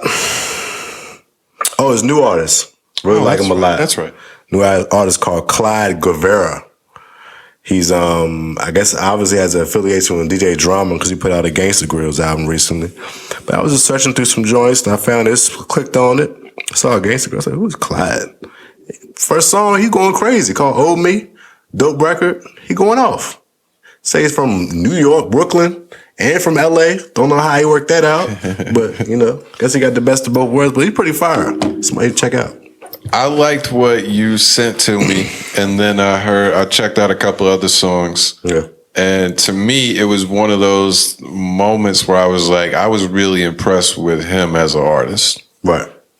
I do kind of feel like I don't know if he's ever gonna make it like popularity wise. I mean, Do we'll you know. see that? Obviously, we just found out about him. Yeah, I'm not yeah. trying to predict his whole career, but do you see that could be a problem, or you think he's got enough stuff I think people if he's marketed the right way, he could probably have a good amount of success. Like I started following him on Twitter, on Instagram. He only got like 4,000 followers. Oh, yeah. So he's a really brand really friend. fucking fresh right now. He like But, one of us. Yeah, he's pretty fresh. But just listening to the song, I'm like, yo, this dude got a lot of fucking talent. Like he was nice. Like it's a lot of different areas of different songs he was doing. I was like, okay, he's kind of nice. Like he got it, obviously. So I don't know. We'll see what happens. It's a terrible thing to say, but honestly, like the main thing that made me say that is because he seemed like he had something to say. Yeah. And people don't give a fuck anymore. Yeah. Like anybody People that want has any slaps. type of message where they're like trying to tell you something, it's like He was talking his shit though. Don't care really. He was talking his shit. He's got talent though. I did like it. I did like that. Clyde Guevara. I'll check it out. Yeah, it's pretty fire. But I think that's all I got for new music this week.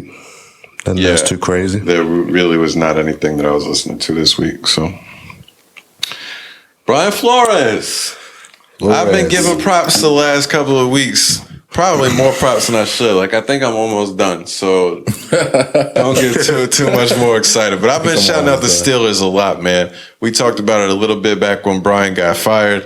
That the Steelers have always been about this minority hiring and anti-racism type shit, whatever you want to call it. Right. Implementing the Rooney Rule, hiring Tomlin. Obviously, he's done what you have to do on the field to stay the coach, but he's had such a long tenure. It wasn't like a quick hire and check off the box type thing. Yeah. They give Brian Flores a job. It's a pretty small title in grand scheme of things. But what was the title again? It's a defensive assistant, senior defensive assistant / linebacker coach. So I feel like it's kind of like they made it up for him. I don't even know what that means. Well, we had a senior defensive assistant before. Pretty much, it's just somebody who assists the defensive coordinator. Like you're pretty much the defensive coordinator's second hand, like right hand man type thing. Mm-hmm. And but he's going to be the linebacker coach technically, which I don't really know exactly how that's going to work out. But I just see him kind of infusing and adding to the defense, bringing in a pretty good defensive mind to the Steelers. But mostly, I mean.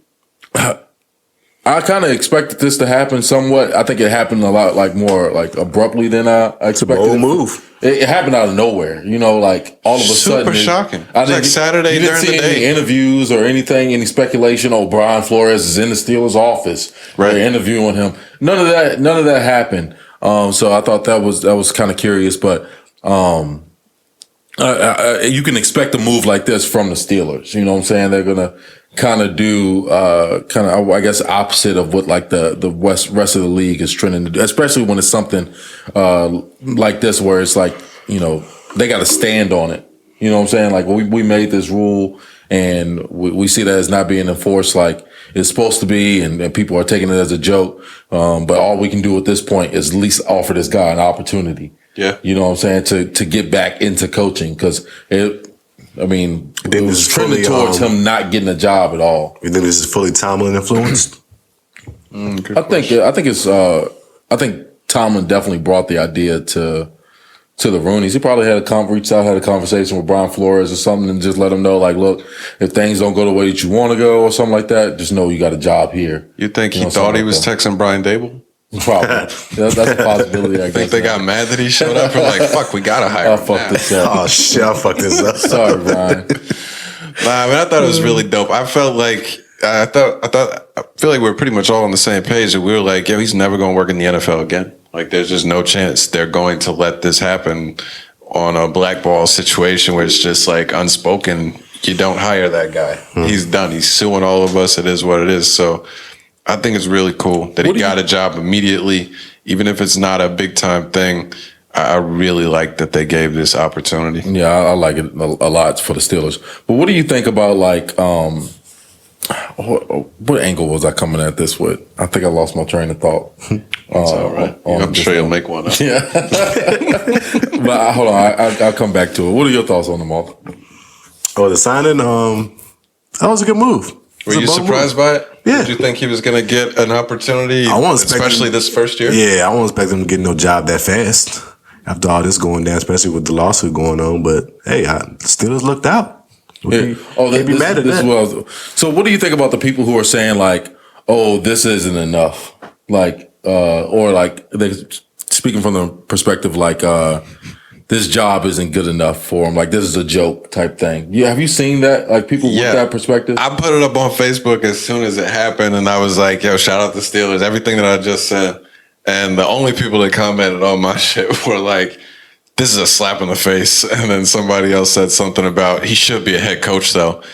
And I understand the thought process. I agree with that. He should be a head coach. Fine. Yeah, I'm not mad at that We knew thought. once he filed the lawsuit. Let's be real. We knew what was up. Yeah. Like I said, oh, he must not want to coach again. It's surprising that he's even got a job at all. Right. Yeah. He has a job, another opportunity. Yeah, okay. You got to work your way back towards something. Like, all right, he did actually. It wasn't a guarantee he was going to get another head coaching job anyway. Right. He just got fired from one. Right. So let's be real about that. Like, well, first of all, he has another opportunity. This is a great thing for him and the Pittsburgh Steelers. Like, it's not a slight, it's not a slap in the face. It's another opportunity for him to coach in football at NFL level. He didn't have to go back to college. He didn't have to coach at a HBCU. It's not a slap in the face. It's another opportunity for him to get back to being a head coach instead of sitting out a year or however it was away from football and all. Yeah. And that's what it was looking like it was going to be for Brian Flores. So come on. Like, let's be real. I can't be mad at anybody that says that or feels that way. I get it. Ultimately, they are right. Most other coaches wouldn't have to take this job, and they wouldn't take this job. They would just be like, all right, I'm just going to sit out this year and I'll come back next year as a head coach or offensive coordinator, like a higher position. But we know that is the opportunity that other coaches have for the most part. Somebody that was in his position that's already not getting a fair shake and going after the NFL, like, you got to celebrate this for everything that it is. It's an awesome opportunity that we didn't expect to happen. I think it's kind of foolish to look at it from the angle of this isn't enough. Even if it's not. I don't feel like Brian Flores has to be happy with it. He wouldn't have accepted it. Right. If it's enough for him, then we should all be happy at that standpoint. And I do believe he's going to work his way back to being a head coach. But if you love the game as much as he says he does, you're not going to volunteer to spend a year away from it when you have an opportunity to do what you love to do, and that's coach football. You know what I'm saying? We're not talking about a guy who was a head coach for 15 years or something and taking a lesser job. He was a recently new hired head coach. He's only been on the job for 3 seasons. So it's not like we see head coaches all the time go back to offensive coordinator or defensive coordinator positions all the time, or some of them are even like positional coaches. Yeah. We've seen that before. So it's not a slap in the face for him. It's another opportunity. That's how I'm just gonna look at it. Indeed. I was watching some of that interview he was doing with M.A.C earlier.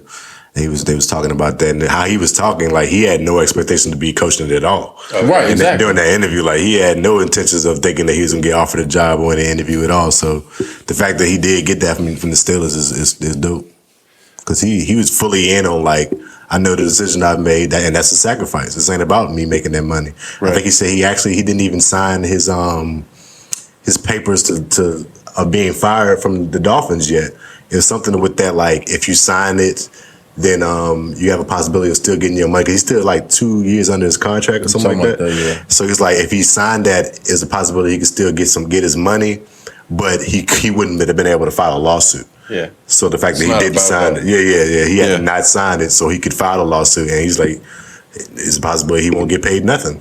He's like that's the. It's not about the money, and it's not even about the coaching. If he wanted to coach this year or next year as a head coach, you just don't file a lawsuit. You shut up and go silently. Yeah, and it's never about that. Tomlin gave him, like, the title sounds crazy like that because Tomlin gave him the most amount of money he probably could have. I'm sure. Yeah, because at work you get like these extra. You're a senior or something. Right. He's a defensive assistant and a linebackers coach, so he has 2 positions within one, probably getting paid for both. As senior on there, probably some kind of pay raise associated with that as well, too. Right. So I feel like Tomlin said, look, I can give you, I know it's not going to be the money that you was making as a head coach, but this is the best that I can do. Right. You know what I'm saying, for you. And, got to give him a shout out for that. It's definitely one of the homeboy lookout type things. But it's like, yo, can't blame him. It's not like they had a relationship prior to this. But Tomlin is like, he had to be the one to do something like that. I think Hugh Jackson pretty much said that in some effect. Like, it has to be Tomlin, because who else is going to be the one to reach out and get this guy an opportunity? One with the power. We likely never would have seen him again on an NFL field. Most likely. If it weren't for this situation. So, at least that can jumpstart that for his career. One of the other things that Moss, me and you were talking about earlier in the week was it came out, I think in that same interview, that Flores said that he didn't have any issues with Tua, and that was like a completely made up story. Yeah. What do y'all think about that? You believe him? I mean, I certainly can. Just for like, I think a lot of the times, like franchises or ball clubs, like control the narrative of what media puts out. Facts. If a story breaks, it's probably because they wanted it to, or somebody within the organization did. So just putting out that narrative to begin with kind of helped them save face for even firing them, because you didn't have any reason to prior to that, really. Like what would your excuse be? Is like, he didn't win enough games, like, or he had a winning season, but. Like, what are you looking for? Said he was hard to work with. Right, you gotta put something out there, and that's an easy narrative to kind of launch out there for a black man. Honestly, just to say that he's a difficult person to work with, or stuff like that. So, I feel like I think it's some truth to it when you look at it from that standpoint, especially after you see you see what all transpired afterwards, like him getting fired and all of that stuff, and filing a lawsuit and things like that. That makes a difference in how I felt like things went down. So yeah, kind of agree with him. I agree with him. What he said, he seemed like a pretty honest dude, pretty straightforward dude, cut and dry kind of guy. I don't think he would play around and say anything different. He might have had some back and forth with Tua at some point, which he should. He's a head coach. He's your quarterback. A regular coach. Some frustrations. You're going to have those issues, but I can see that getting blown up of the fact of them firing them. So I don't take nothing else from it. I believe him. Yeah. Yeah, I mean, do you want to play for Brian Flores or fucking Adam Gase? You know what I'm saying? Probably Exactly. not Adam Gase. That's never the answer. Adam Gase is never the answer. Now, in these situations, I usually don't believe either party to 100%. I think most of the time there's some truth to what's being said, but both sides are trying to put some extra sauce and spin on something about it. But in this case, I actually believe Brian's 100% telling the truth. Like, Miami's gone out of their way too many times to try to do dirty things to make themselves look better. Yeah. Even if you take, like, the Flores part out of the equation, even the way that I 100% believe that they made that new coach try to stand on the biracial thing. Probably. Like, when he faced that question in the press conference, you could tell that he was not prepared to answer that. Like, this wasn't something that's important to him. Right. They made him say, I identify as biracial, because they thought that would help their public image. So in this particular case, I think Flores is completely see him get asked the question. Or is completely telling the truth. I'm sorry. What's that? I didn't see him get asked the They asked him something about biracial, how do you identify or something, and he was really awkward with it. Honestly, he was like, honestly, I just want to be looked at like as a person, but my mom is white, my dad is black, and like he acknowledged it, but it was you could tell he was uncomfortable answering the question. Right. It wasn't like somebody that their whole life has been like, it's logic. Important to me that you know how right. Logic. It really is the perfect answer. Right. Like, Logic has spent tons of time thinking about this, and it's important for him to let other people know where he stands on. I didn't get that from this guy. He was like, yo, can we please get this question? Just move on. Got you. Yeah. So I believe Brian in that situation. Yes, indeed. Well, in more coaching news, not NFL related, Juwan Howard lost his mind yesterday, son. This dude went crazy. I didn't watch the game. It's Michigan is playing what happened Wisconsin. Throughout the game? Wisconsin dubbed them. I think they got beat by 15-ish points, and it was out of hand a lot of the game. Towards the end of the game, Michigan is still pressing and stuff. And Wisconsin, call a timeout with like 14 seconds left or something like They said that. they was trying not to get a backcourt 10-second call or something, so they called a timeout so they could reset the clock. Yeah, but then they cleared the bench, put in all the walk-ons and stuff like that. Game ends. They're going through the handshake line, and Juwan is walking straight past the coach. He is pissed about that last second timeout. Mm-hmm. You know how the unspoken rule, like, we're getting blown out. Let the fucking game end. This is whack. Right. So he's walking right past his coach, no intentions of shaking his hand. And the coach kind of grabs him, like, tries to pull him back, like, hey, I want to talk to you. And then from there, they both got to talking really fast, really loud. Juwan grabbed him by the shirt for a quick second, and it was funny because I felt like as soon as he did it, he realized, like, oh, I'm going to get in trouble. Yeah. He let the shirt go, but then he just was, like, pointing his face, yelling or whatever. And then the whole bench is, like, clear towards mid-court. Yeah. And the assistant coach gets up somewhat close, and Juwan throws like an attempt to snatch his face off. Right. It's like a grab. Like trying to unmask him. Like the Scooby-Doo unmask. Like It was so weird, his face. But it was aggressive. And my man definitely got some scratches across his nose. For sure, son. For sure, son. But I had to rip his face off. He like Juwan to cut his nails for real, bro. It was so I've never seen something like that. But then as soon as that happens, then it like really escalates. And I know that there was at least one player from Michigan that was like throwing haymakers for a couple of seconds. So it came out today, right before we started recording, that Juwan got suspended for the rest of the regular season, which is only 5 games. Relatively low punishment, I thought, based off of like what took place. I expected that he was going to get suspended for the rest of the year, including the postseason. What do y'all think about the incident, the punishment, anything? It's just something about them Fab 5 players and them timeouts, man. Yo, I saw somebody make that joke. Should just don't be fanning out for him. That was just a wild thing to do. I don't know. He should have kept his composure a lot for sure, being the head coach. Yeah. I don't know why he would get that upset to where he wanted to still off or grab my man's face, but I don't know. I mean, got a little slap on the wrist, 5-game suspension. Not too bad. Could have been worse.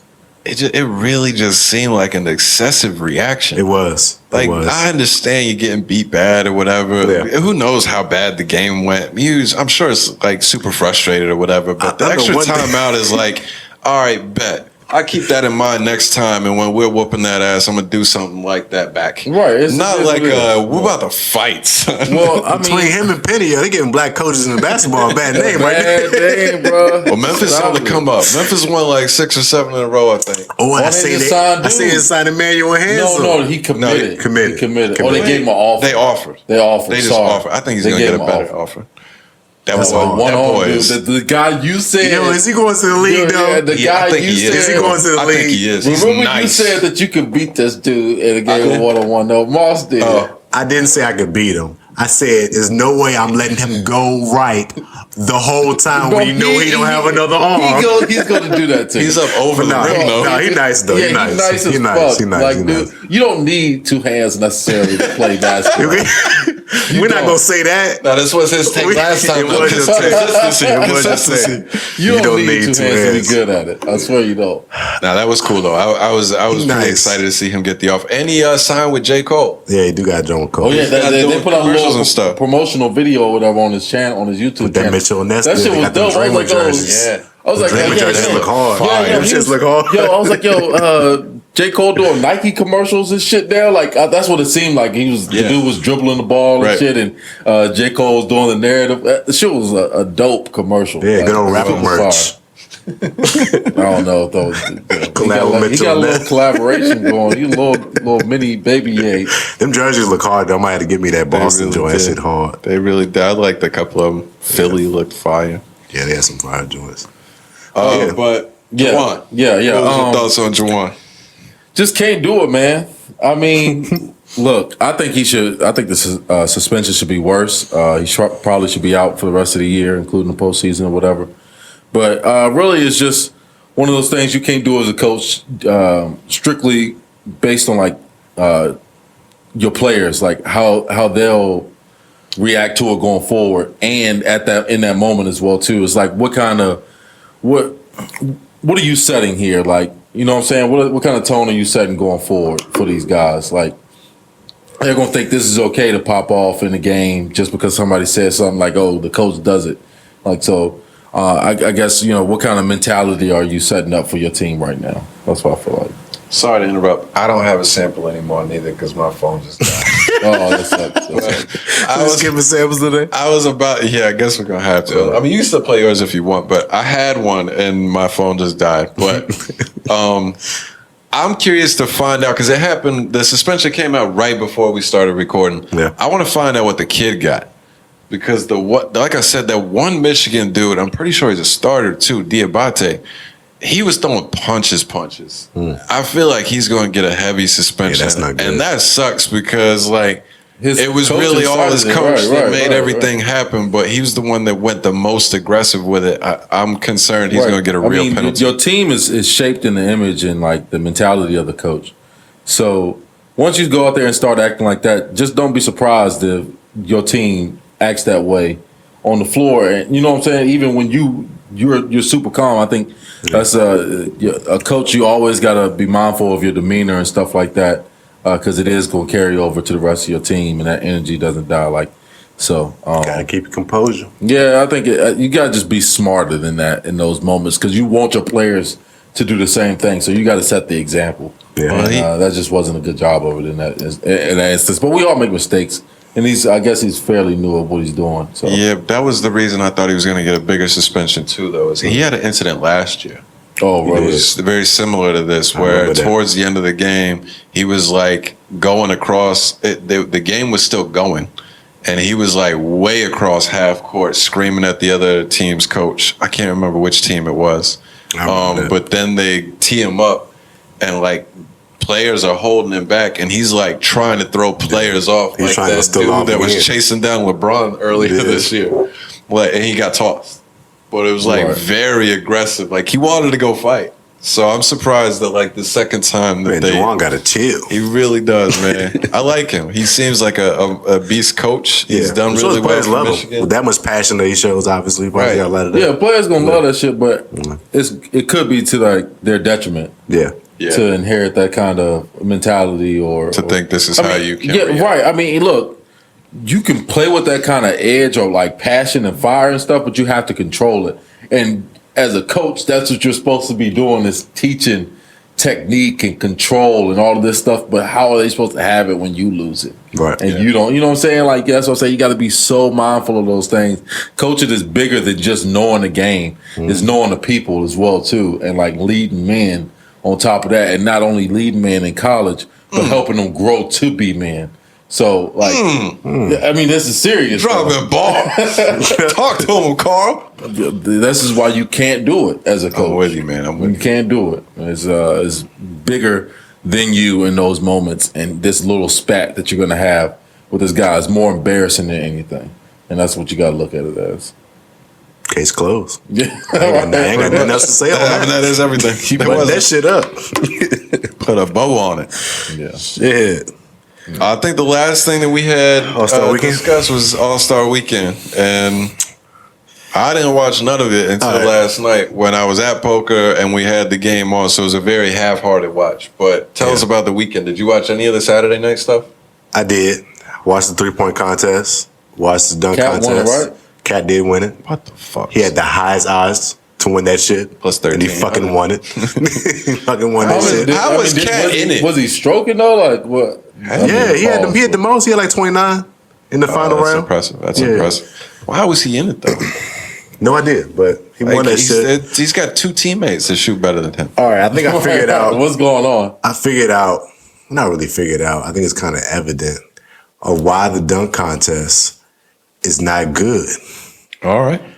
In every other major event, they use the best in the league. They don't use that for the 3-point contest, for the All-Star game, for the skills challenge. They use the best. You know who you can Stop blame using for this? rookies. You know, Stop using rookies in second year players LeBron is to play blame the dunk for all of contest. this. We had get that. Ja out there. Get Anthony Edwards. not gonna Get do your it. High Flowers that's been dunking all You're year. not gonna do it Get 'cause Miles Bridges out there. What we doing? I don't not think it possible. fully fixes it because I think there's other problems with the dunk contest as well. But that 1,000% immediately takes it from here to here. All the way Right, there. at least you got the star power. But it's fully on Everybody's excited to LeBron. see John Moran and fucking Anthony Edwards go back to back. it's What we talking LeBron's about? fault, It's man. fully LeBron, bro.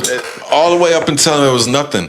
Vince Carter was in it every year. I want to be there. It was Baron Davis when he was like Kobe really Bryant. nice. Bro, I mean, people wanted to be there. LeBron is like, nah, I'm good. To give a little, Fuck that. they were still rookies.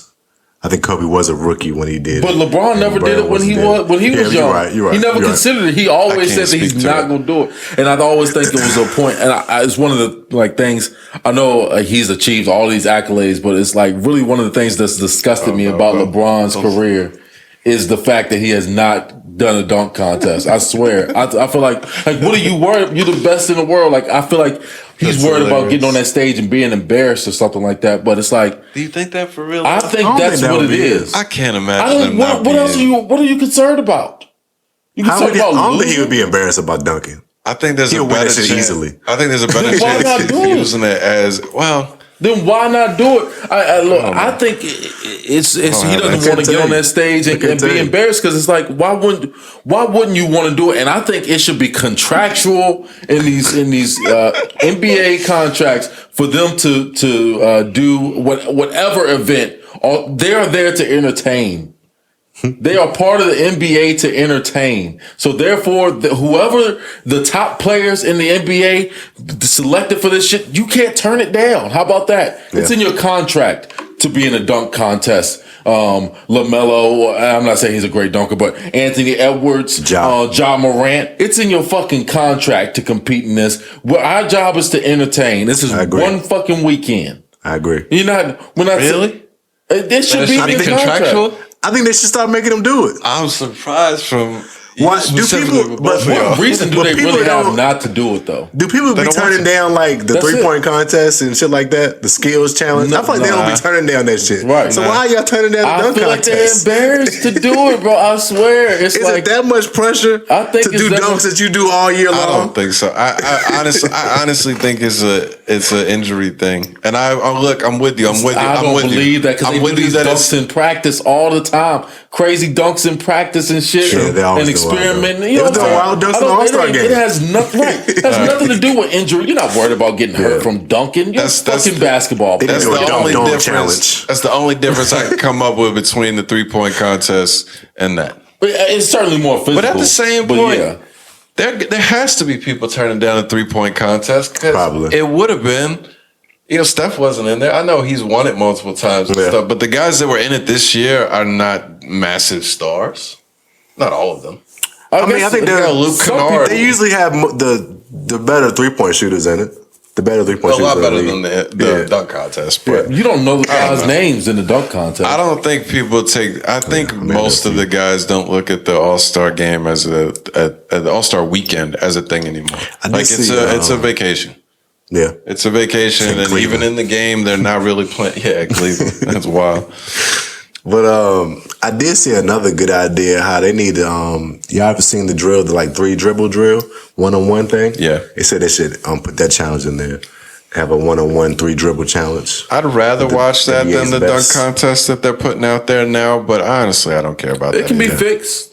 Okay. The dunk contest can be fixed. But there's multiple problems with the dunk contest outside of just the people that are in it. And once they went to the thing where you could just miss as many times as you want, and you're waiting for people to make a dunk, that's terrible. Right. Yeah.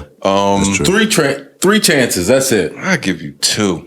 If you're the top dunkers in the league, you got 2 attempts. You should nail it on the first one. Yeah. But a 3 I think is fair because, sometimes them shits are highly difficult. Give them 3, but I think you should subtract 5 points from their final score for every miss. You can't be on your third and get a 100 or whatever, however they rate it. You get a 90 at most. 50. Right. Like, come on. 50, you got a 40 at most then. I'm taking 10 points off if you're on your third try. Right. That's dumb. I forgot it was 50 was the high score. But yeah, right. You got to take some points off of that. Did y'all watch the All-Star game? I did watch a little bit of that, and I got to be honest, I think they've I think they've done the best that they can with the actual game. It's By much making better like than- the quarters. It was the same Pro Bowl. setup. Each quarter, whoever wins it gets 100,000 to their charity or whatever. Still good setup. Whose idea was it at halftime to announce all 75 players to come on the floor, and we had to sit through and watch that shit? Because haven't we known this list for like 2 years now? Yeah, I thought but this is came like out the a long time ago. ceremony. And I get it. The players loved it. To It was watch an that hour. shit, I was like, yo, it's still halftime. They got a whole second half to go. It's like an hour halftime. Didn't they have a performance too? Yeah, it was a bunch of shit. I'm like, yo, was so it's like long. watching a graduation. They had to show up there and name all 75 players, dog. Right. I'm like, yo, whose idea was to do this shit at halftime? They named all the All-Stars? No, all the top 75 players. When they put out that list of the top 75 NBA players of all Why would time, they do that? they called said, all that's- of them out and they all walked out and got announced one by one. They said that's graduation. Yeah, it was a graduation. That's exactly what it That's was. just They're coming out graduations doing the are cool and all. Miss America 'Cause wave. You happy for your loved ones, but them motherfuckers are boring as hell. So boring They're as hot, they're hell. not fun, and it's like, yeah, I don't They really weren't care thinking about about the other people at home watching thousands this of shit. names that I hear. But wait, who were they thinking of? You know, those 75 didn't want to be there neither. Yeah, I guess you could say that. Nobody. I mean, they wanted was that. all mad excited though. It was taking It was pictures. and cool all to that see shit. each other, but they were like, Seeing "Yo, Jordan let's and do all a that. top 75 dinner banquet where we Yeah. get to actually talk and chill. We don't Yeah, care about that would coming make out sense. doing this It should have been awkward something wave." after the game, something later on, or something. So stupid, son. But yeah, that was unnecessary. It was so long. So unnecessary. I fell asleep 3 times. Every time I woke up, it was, oh, here comes fucking Elgin Baylor or whatever else. I'm like, yo, what the fuck, yo? Willis Reed. I'm like, yo, this shit is still going on. So then I fell asleep the last time, and then I missed the second half. I woke back up. I woke back up. Steph was hitting his last 3, and I'm like, oh, Oh, shit. damn. 16? 16 for 27, I believe. Like he shot a good percentage as well. Yeah, it's nuts. I wanted him to get to 20. I really nuts. did. He's So, getting he- straight OD with the no looks. The turn Oh, around threes. take the shot Yeah, he was way getting before OD it with it. goes. He shot 27 threes. I mean, that's not a. Yeah, I believe it was I mean, 16 when you for make 27. 16 of them, That's then ridiculous. you assume that you shot a lot Had of to them. shoot. Motherfuckers. I doubt you shot 16. But So, 16 for 27, that's a high percentage. that's over 50%. Yeah, 50 Well points. over 50%, Yeah. right? That's like 53. closer to like yeah, 60. yeah, right.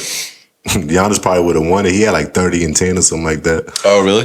But I plus he didn't saw get it it. because Steph went crazy. Embiid had a lot of points. I was looking to He see did. who was the leading scorer, Did obviously. you say somebody had a 50 piece? Steph had 50. Yeah, Steph was somebody else though? No. Just Oh, Steph was okay. the high scorer. he hit But one, a few two. people had double. I think Embiid and Giannis had 30-point doubles. You know, Joker almost had his triple double. He did. It was sometime in the Devontae third, did and he too. was at Devontae 10, did. 7, and 7. I was like, of course he is. Yeah. Yeah. Yeah, it seemed like at least in those games it gets a little bit competitive. Yeah, that's what I Yeah. mean. Is I feel like they've done the best that they can when they put in the $100,000 quarters.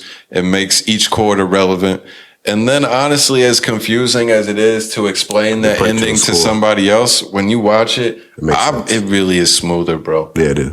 It's so much smoother. And I don't know, like basketball is more competitive anyway. Like when it gets down, like even if we are playing half ass in basketball, eventually you can be like, I don't want to lose. Once it gets down to the nitty gritty, yeah. like I don't want to fucking lose. Yeah. Now you know what I'm saying? Like something just always clicks. I feel like if you've been playing half ass in football, you're not going to all of a sudden turn it up. I seen At the end somebody of say the they should game. implement that way with the Pro Bowl. Like have each quarter be worth $100K to somebody's charity to win. Just to intensify it a little bit. You gotta do put something on the line. They got to take some notes somewhere. It can't hurt. Don't just Yeah. say that this is our model and this is what we do and keep putting out the shit, knowing it's a bad product.